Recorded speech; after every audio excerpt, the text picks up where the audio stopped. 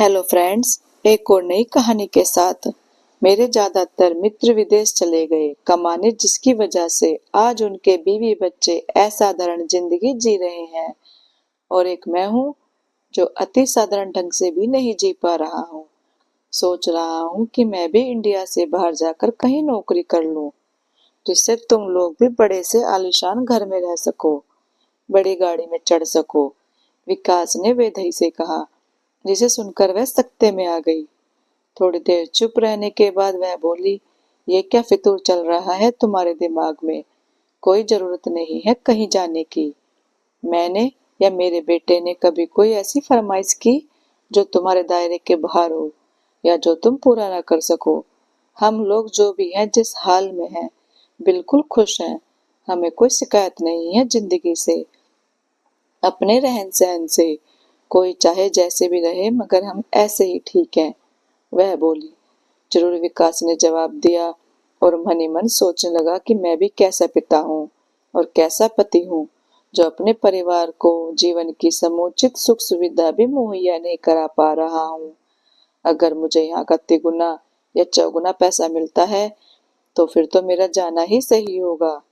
और उधर वेदई सोचने लगी कि मैं थोड़े कम साधन में रह लूंगी, लेकिन विकास से दूर नहीं रह पाएंगे। जो लोग रहते हैं वो रहा करे, मुझसे नहीं होगा। अकेले बच्चे के साथ गुजारा।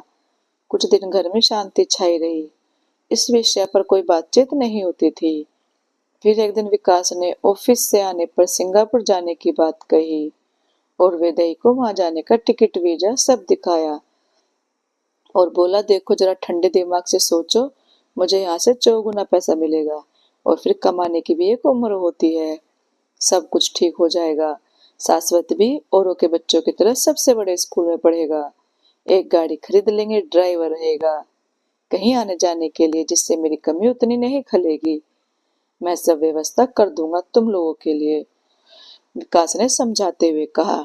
अब वेदई चुप हो गई। कमरे में सन्नाटा पसर गया। शाश्वत भी उदास होकर कहने लगा, पापा मत जाओ ना।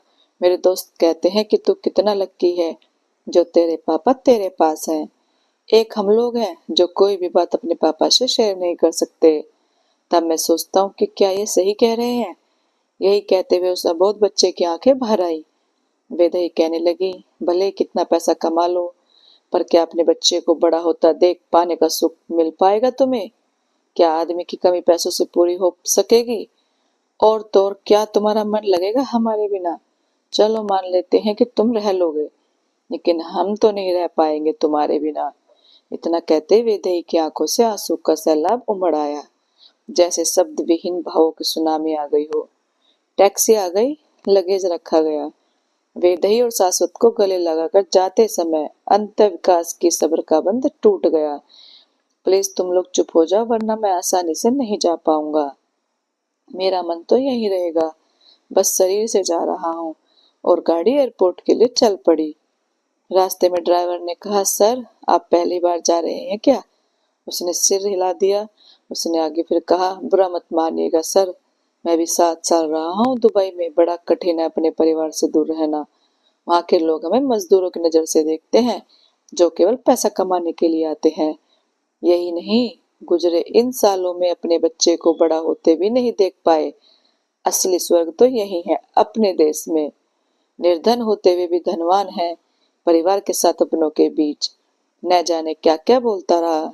इधर वेदई बेटे के साथ बेतहासा रोती रही। तभी घंटी बजी। दूध वाले का टाइम था। अंदर से बोली, कल आना। थोड़ी देर बाद फिर घंटी बजी। अब की बार झटके से उसने दरवाजा खोला तो सन रह गई। मैं नहीं जा पाया तुम लोगों को छोड़कर, नहीं रह सकता तुम सबके बिना। जो जाता है जाए, लेकिन नहीं चाहिए मुझे ऐसा वनवासी जीवन। अपना देश, अपना शहर, अपना घर, राजा जैसी जिंदगी जीऊंगा सबके साथ। यह कहते हुए माँ बेटे से लिपट गया। तो दोस्तों, आपको ये कहानी कैसी लगी? अच्छी लगी हो तो लाइक कमेंट और शेयर करना और चैनल को सब्सक्राइब करना। Thank you.